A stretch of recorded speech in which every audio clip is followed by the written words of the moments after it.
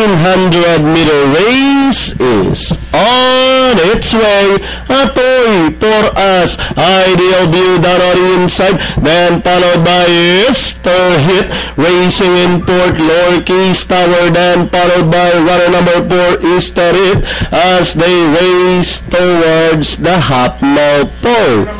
Atoy for us, leading the field, running by the rail. Ideal View. Easter Hit comes next, then followed by Lower Keys Tower, War Alert, then followed by Panamera. Blasher now starting to unwind up as they rounded a 600 with Ideal View just in front by 3/4 of a length. Atoy for us remains in second, then here comes Blasher now coming in closer in third. Together is Easter Hit as they rounded up 450. Ideal View leading the field. Atoy for us outside. Blasher, Easter Hit moving up by the rail is Panamera with 200 meters to race. Ideal View, Blasher blazing home to grab the lead.